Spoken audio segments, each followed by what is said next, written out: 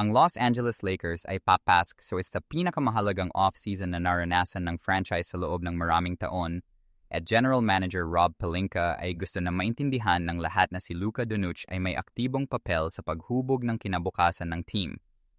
Ipinaliwanag ni Pelinka na ang organization ay regular na nakikipag-ugnayan sa Slovenian star habang parehong panig ay nagtutulungan para malaman kung aling mga manlalaro ang pinakabagay kay Luka para sa season 2026 hanggang 2027. Bago pa talakayin ng higit pa ang situation, ang original na presentation ay may request sa mga viewers na suportahan ang content sa pamamagitan ng pagpindot sa like button na binibigyang diin kung gaano nakakatulong ang engagement para maabot ng channel ang mas malaking audience. Sa kanyang end-of-season press conference, bukas na nagsalita si Pelinka tungkol sa working relationship sa pagitan ng Lakers front office at ni Doncic. Tinanggihan niya ang ideya na ang superstar ay simpleng nagbibigay ng listahan ng mga paboritong manlalaro sa management. Sa halip, inilarawan ni Pelinka ang proseso bilang patuloy at cooperative exchange na itinayo sa trust, communication at shared understanding ng basketball. Ipinaliwanag niya na ang mga usapan kay Doncic at sa kanyang representatives ay madalas na nangyayari at sinabi niyang plano niyang makipagkita ulit bago umuwi ang guard para makasama ang kanyang pamilya. Binigyang diin din ni Pelinka ang advanced understanding ni Doncic sa laro. Ayon sa Lakers executive, ang mga pag-uusap sa star guard ay higit pa sa basic roster talk. Maingat na sinusuri ni Doncic kung paano nagkakasama ang mga manlalaro, kung paano niya gustong patakbuhin ang offense, at kung aling mga teammates ang nagpapahintulot sa kanya na mag-perform sa kanyang pinakamataas na antas. Binanggit ni Pelinka na ang mga fans ay nakakita na ng intelligence ni Doncic sa mga laro, pero siya at head coach JJ Redick ay nakakita rin kung gaano kalalim ang basketball knowledge nito kapag nag-uusap tungkol sa ibang players at team construction. Tinatawag ni Pelinka ang mga usapang iyon na inspiring dahil sa kung gaano ito detalyado at thoughtful. Kasabay nito, binigyang diin ni Pelinka na iginagalang ni Doncic ang responsibilidad ng lahat ng involved. Bagaman lubos siyang nagmamalasakit sa direksyon ng roster, hindi niya sinusubukang kontrolin ang bawat desisyon. Ipinaliwanag ni Pelinka na si Doncic ay nakatuon sa pagiging magaling bilang player habang hinahayaan si Redick na mag-coach at ang front office na pamahalaan ang mga transaksyon. Dahil naiintindihan at iginagalang ng bawat isa ang mga hangganang iyon, nananatiling productive at healthy ang collaboration. Ang antas ng trust na iyon ay lalong mahalaga sa isang liga kung saan karaniwan ang tension sa pagitan ng star players at executives. Mukhang naniniwala ang Lakers na naitayo nila ang isang stable partnership sa paligid ni Doncic na maaring maging simple ang malalaking roster decisions sa tag-araw. Mula sa basketball perspective, ang organization ay may ilang priorities na. Gusto ng Los Angeles ng dependable secondary creator kung saan si Austin Reeves ay malawak na itinuturing na leading candidate pagkatapos magkaroon ng strong chemistry kay Doncic sa buong 2025 hanggang 2026 season. Ang team ay naghahanap din ng center na makakatakbo sa floor, makakatapos ng plays sa rim, at natural na magkasya sa playmaking style ni Doncic. Bukod dito, umaasa ang Lakers na mapahusay ang kanilang perimeter defense habang nagdadagdag ng mas reliable three-point shooting. Ang franchise ay papasok sa off-season na may mahahalagang resources na available. Ang Lakers ay may draft picks at salary cap flexibility na buwan nagbibigay kay Pelinka ng maraming daan para mapahusay ang roster sa pamamagitan ng trades, free agents, o draft. Ang pagpapanatili ng mga options na iyon na bukas ay sentro sa strategy ng team habang umuunlad ang market sa tag-araw. Sa court, lubos na binigyang katarungan ni Doncic ang mga inaasahan sa kanya sa kanyang unang buong season sa Lakers. Siya ang nanguna sa NBA sa scoring at natapos sa ika-4 sa MVP voting na nagpapatibay sa kanyang katayuan bilang isa sa mga elite players ng liga. Kahit na mas maaga sa inaasahan na umalis ang Los Angeles sa playoffs, bahagi dahil sa hamstring injury ni Doncic, ang kanyang regular season performance ay nagbigay ng malinaw na larawan kung ano ang maaaring maging ng team sa tamang suporta sa paligid niya. Ang mga susunod na buwan ay magpapakita kung maaaring gawing meaningful improvements ng Lakers ang mga collaborative discussions na iyon. Gayunpaman, ang core structure ay naitayo na. Isang superstar na committed sa organization, isang front office na handang makinig sa kanya, at isang coach na nagtatrabaho patungo sa parehong vision. Para sa isang franchise na naghahabol ng isa pang championship sa ilalim ng bagong ownership, ang summer ng 2026 ay maaring magdetermina sa kinabukasan ng Luka Doncic era sa Los Angeles. Kasabay nito, patuloy ang uncertainty sa paligid ni LeBron James. Ang veteran forward ay hindi mo nag-anunsyo kung balak niyang maglaro ng ika-24 na NBA season. Gayunpaman, ang mga team sa buong liga ay nagsimula ng maghanda para sa posibilidad na siya ay maging available.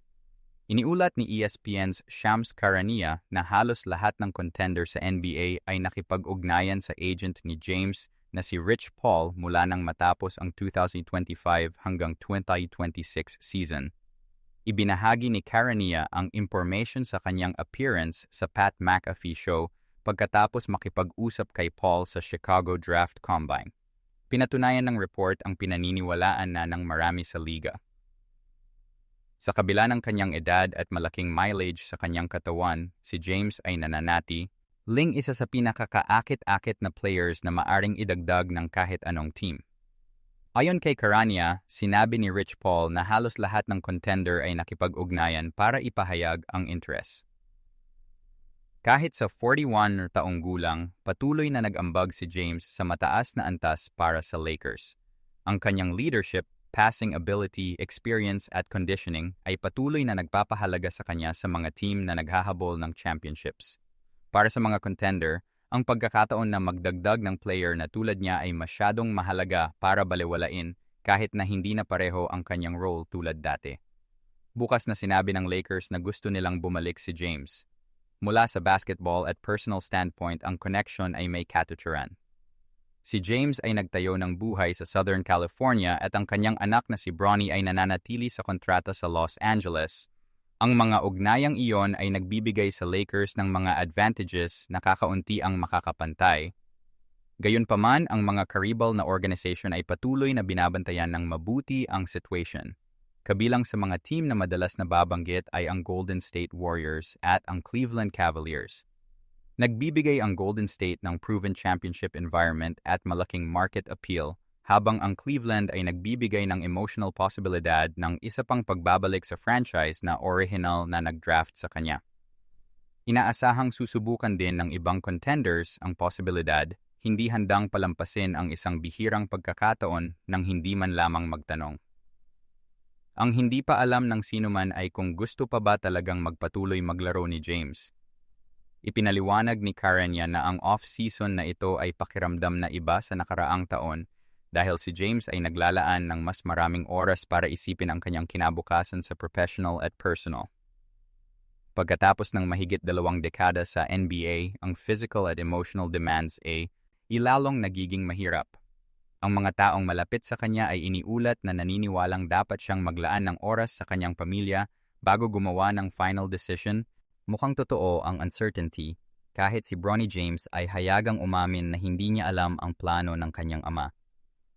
Yun lamang ay nagmumungkahi na ang situation ay hindi pa napagpasyahan ng pribado. Sa halip, tunay na iniisip ni James ang isang malaking life decision. Anuman ang piliin niya ay malakas na makakaapekto sa mga plano ng Lakers. Kung babalik si James, pananatilihin ng Los Angeles ang isang experienced star na makakapag-complement kay Doncic at makakatulong sa mahahalagang sandali. Kung magre-retire siya o lalagda sa ibang lugar, mawawalan ang Lakers ng isa sa pinakakilalang figures sa basketball pero makakakuha ng karagdagang financial flexibility para muling hubugin ang roster. Ang epekto ay lalampas pa sa Los Angeles. Ang desisyon ni James ay maaaring maka-impluwensya sa balanse ng kapangyarihan sa buong NBA at mangibabaw sa league-wide attention. Kahit na bagong simula pa lamang ang off-season, ang kanyang kinabukasan ay naging na ang pinakamalaking storyline sa basketball. Para sa Lakers particular, ang timing ay nagpapahirap pa lalo sa mga bagay. Ang franchise ay sinusubukang bumuo ng long-term contender sa paligid ni Doncic habang hinaharap din ang contract situation ni Austin Reeves at nag-e-explore ng malalaking trade possibilities sa isang aggressive market. Ang bilis at resulta ng desisyon ni James ay maaaring direktang makaapekto sa kung magkano ang flexibility ng front office pasulong. Isang bagay ang nananatiling hindi mapag-aalinlanganan. Ang interest ng liga kay LeBron James ay patuloy na pambihira kahit halos 25 pa taon na sa kanyang career. Patuloy na nakikipag-ugnayan ang mga team kay Rich Paul at alinman sa landas na piliin ni James ay malamang na maging isa sa mga defining moments ng NBA offseason. Samantala, isa pang malaking issue ay nagsisimulang mabuo sa Los Angeles. Inaasahang ituloy ng Lakers na kunin ang Milwaukee Bucks superstar na si Giannis Antetokounmpo. Pero si Luka Doncic ay iniulat na nagbigay ng isang bagay na napakalinaw sa organization. Ayon sa report mula kina Dan Wike at Sam Amick ng The Athletic, hindi gusto ni Doncic na isama si Austin Reeves sa anumang trade package kahit na ang target ay isang player na kasing accomplished ni Antetokounmpo. Ang opinion na iyon ay may malaking impluensya sa loob ng franchise. Mula nang dumating sa Los Angeles sa pamamagitan ng trade noong Pebrero 2025, mabilis na naging centerpiece ni Doncic ng kinabukasan ng Lakers. Sa 2025 hanggang 2026 season, siya at si Reeves ay bumuo ng isa sa pinakaproduktibong backcourt sa liga.